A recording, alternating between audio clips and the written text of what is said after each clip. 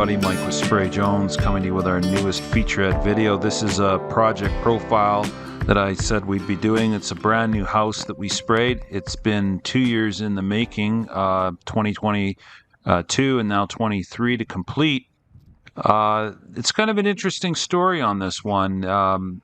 This is largely due to what you have all been viewing on the internet. The homeowners came to me, or the homeowner came to me, because they had been watching the Spray Jones content on the internet and discussed wanting to build this house and wanting to get it sprayed. And they had some very distinct goals that they wanted to do with energy efficiency and how they wanted to build it. And they didn't really feel comfortable with the choices that they had for spray foam insulation in and around their area. So the question came about, are you willing to take the project on and travel to our area? And I said, yes, we would. Now, in most situations, we get people asking us if we can come to the United States, which is just a little bit too far, and there's problems crossing the border. But when it comes to in Canada, and particularly in our province of Saskatchewan, yeah, have truck will travel. So we will go to the north and we will go to the south, but we try to stick within 2.5 to 3 hours of our home base. But I have done rural projects where, again, you don't like the options of the locals, or maybe the locals aren't even an option. Maybe you don't have anybody in your area and you want to secure us and get us to come on out. It's easier to do these things in the spring, summer, and fall than it is through the dead of winter.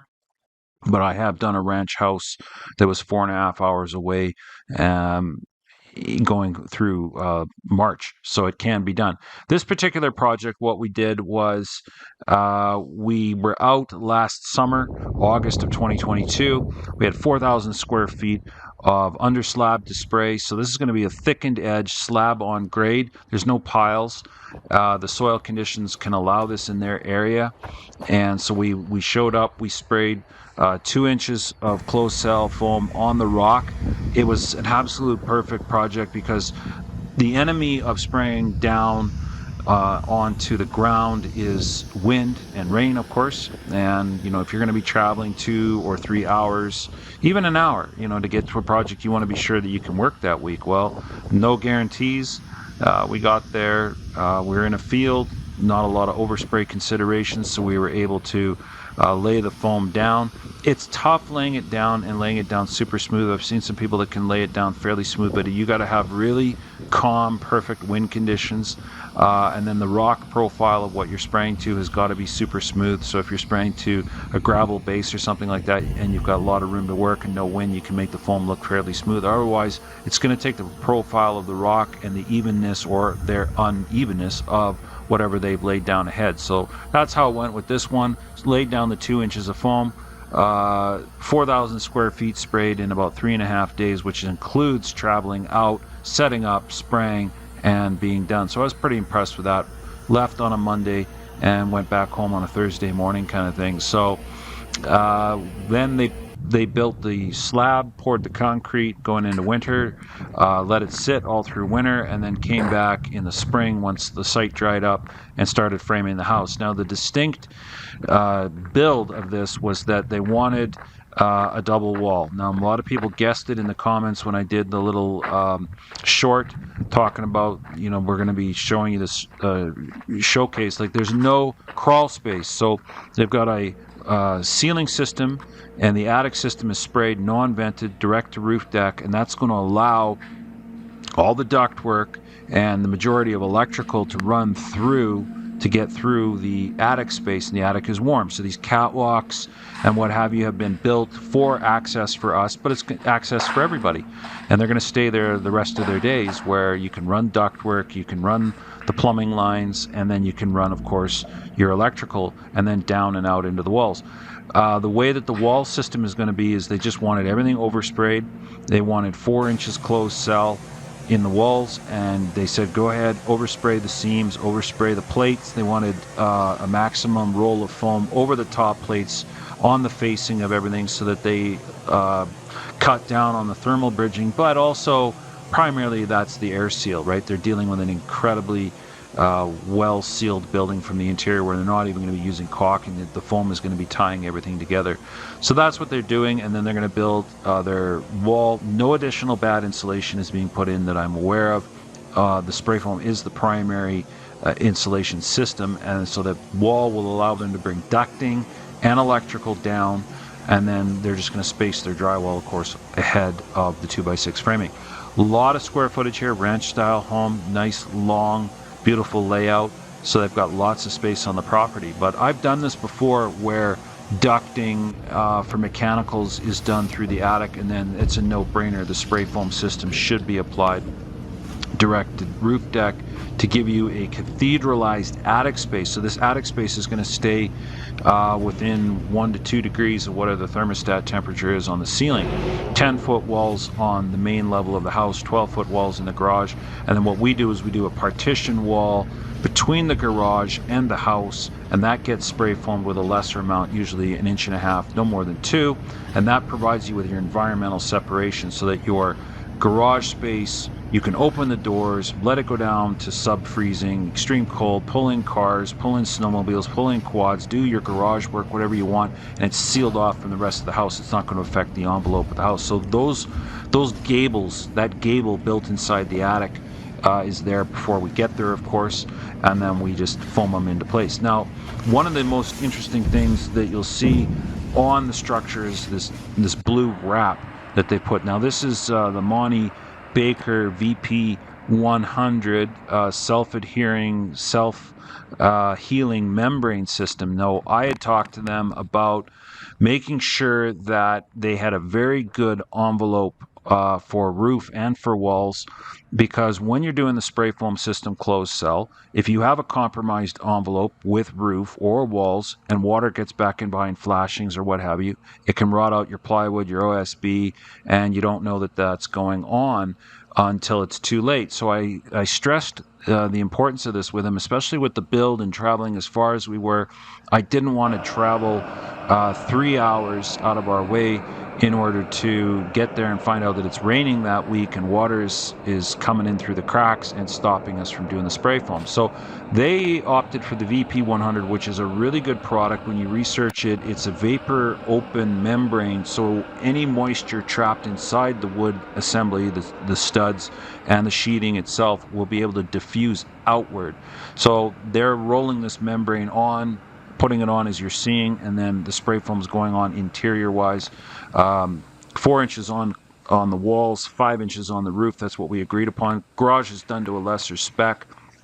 They have an in-floor heat piping system, dual zone control or multi-zone control between the garage and the house, and then they're going to be installing their ductwork and their air handlers and all of that sort of stuff for modern convenience in AC. But this VP system allows them to be putting on metal roofing, choice of just about any type of siding product that they're going to want to do, and it grabs onto and adheres to the nails and to the screws and doesn't allow the water to come in. So it's self-healing.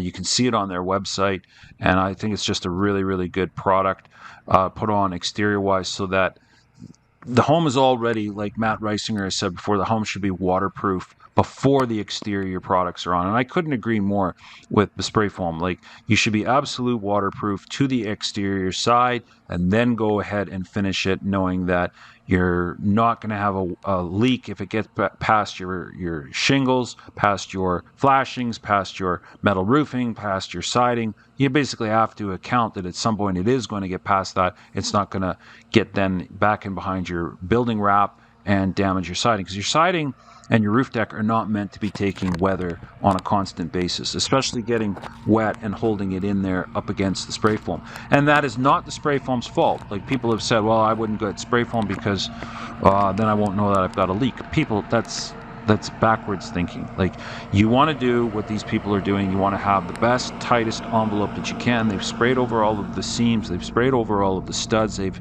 really encapsulated the backside of the wood with a skim coat and what have you, and built up the thickness where it was relevant. But then they've got a really good membrane on the outside that's letting diffusion out. So I think this is one of the most advanced homes as far as just using modern products, modern ways of sealing things up. They got really good plywood here, really good construction, father and son duo overseeing this. They're generaling the whole thing themselves, deciding what products. But these are smart people that have researched, put the time in.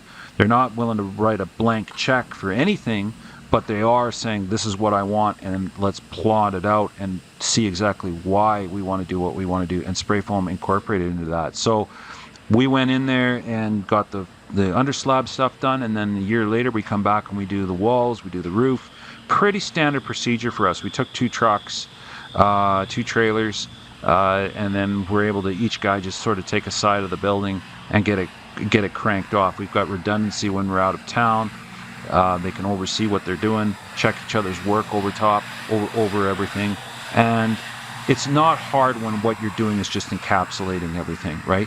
You're just needing to get your foam into the corners and into the cracks and crevices, and then build up the requisite thickness for walls and roof. And realistically, when you're done, there just shouldn't be any gaps or cracks that you're going to see, and that's how this turned out. So worked really, really well. Now they can build inside of the envelope the foam shell that they've been given and have a home that is going to last multiple generations. So this is the way to build. I really like how it is.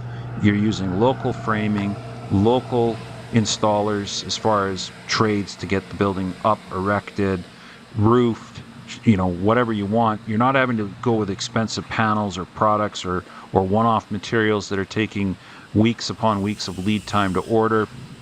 That would be months. And then we can come in to whatever the design of the structure is and foam the thing up, or a custom liquid installed fit into whatever they want to build. And that's the way it goes. So if you've got a project that you're thinking about, you're in Saskatchewan, you're saying, hey, this is really neat, I like what you're doing, I didn't think you'd come into yeah, we'll come into your area. Generally speaking, we'll come to your area. Have truck, we'll travel.